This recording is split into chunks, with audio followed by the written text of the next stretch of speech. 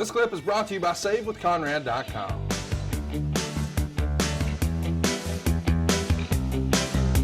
Out on that. Well, I'm sure using the brain buster and by what we have seen in your match that you're going to be very confident and very willing to take on anybody that would like to come up against that brain buster, whether it be gorgeous Jimmy Garvin or whomever. Well, you know, it don't matter where I go. It doesn't matter if we're going to Philadelphia. It doesn't matter if we're going to St. Louis, Missouri. It don't matter where we're going across the world with the Jim Crockett Promotions. You know, I'm going out there and I'm going to go out there and I'm going to battle them Russians. I'm going to go out and I'm going to battle the Iron Andersons. We're going to battle a lot of people. And these places I've mentioned, a lot of places, they know when I speak the truth, I get out here and I'll tell you, I'm going to whip somebody. I'm going to whip them. And in L.A., it's going to be Iron Anderson for that World TV Championship belt. And I'll guarantee you, Iron Anderson, you're going to know you've been in a battle. I promise you. Now, you mentioned the Russians. Now, you talked also about being an ex-serviceman and being very proud of this country. I know when you see the Russians up here, like we saw moments ago, with Ivan Koloff and Nikita Khrushchev, not only degrading our wrestlers, but degrading the country. It's something that I guess when you go to the ring against them that you'll be thinking of. Well, you know, I hate to throw salt in old wounds, you know, but it's like when the Iran crashes, you know, we kind of took a back seat and let a little small puny country run over us there. And then these Russians, they get up here and mouth off. Well, you know, like I say, I was proud to do a duty in the Marine Corps. And I know a lot of other people out there, boy, they sit there and they buy them tickets and they just had the chance. They want to put their hands on them too, because we live. And I've been all over the world. We live in the greatest place in the world. Sometimes, sure, we get down a little bit. Sometimes, like we're now in oil crisis, where the price of oil's down, it's affected a lot of people's lifestyle and earnings. But when you weigh all the situations in this hand against all the situations at hand, and you look at other countries, this ain't such a bad place to live. And if Russia was so great, why aren't they there? Yep, that's right. We talked about Dusty Rhodes being your close personal friend, and you go way back. I know a lot of fans would love to see Captain Redneck, Dick Murdock, and Dusty Rhodes maybe team up in the ring once again. Well, I would too. You know, we were the original Texas Outlaws, and when they nicknamed us the Texas Outlaws, it was the truth. We were, and I feel this today, the greatest tag team combination ever in professional wrestling. And at that time, we were great. It was a Bruiser Crush.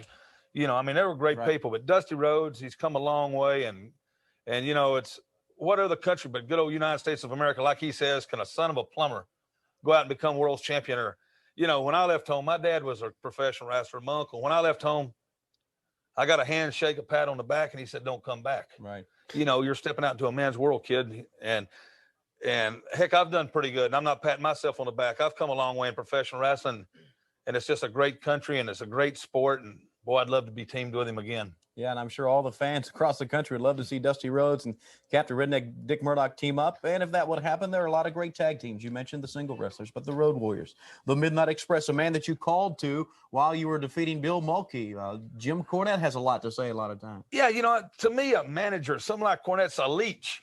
You know, I mean, they're in all kind of sports, but they're leeches. They don't ever get in the ring. They stand around, they shout obscenities, and they like carries a tennis racket around in professional wrestling. That's right. What are we going to do? Put them little skirts on him before long? Have him run around playing with Billie Jean King? I don't know. But, you know, they're leeches, and they want to set after. If they want to be in wrestling, get them in there. Let's put some trunks on them, get them in there, let's duke it up, and we'll weld old Bertha to the end of this honker. So you can definitely say you're ready for the NWA. That's well, right. Old Bertha to the end of his honker. Weld it. Kendall's, when they were singing, if you're waiting on me, you're backing up. By golly, we're ready. We're waiting for the bell to sound, and you know, I'm just getting ready right now to go out here to Fulton County Coliseum. Jimmy Crockett come up to me. He wants me to manage Ronnie Garvin. How come he and Flair both called it Coliseum? Just force of habit? Yep. Part of this bash. You know, I sit out there on my farm in Canyon, Texas, and I sit on the satellite and we hear about it, but I just want to be part of it. And I'm proud to be here. And I'm getting an old pickup and we're driving over. Well, I'll tell you what, Jim Crockett Promotions proud to have Captain Redneck Dick Murdock with us, and you can better believe, fans, and especially maybe you, Jim Cornette, or whomever listening out there, you'll be hearing a lot from this man, Captain Redneck Dick Murdock. Okay, next week we'll be back with you on World Championship Wrestling with another great 2 hours. Until that time, I'm Tony Schiavone. We'll see you at the matches. Thank you, Tony. See you at the matches. Yeah, I like that. He said, my daddy gave me a handshake and pat on the back and said, "Don't come back." Yeah. You should have said that to Chris and Matt.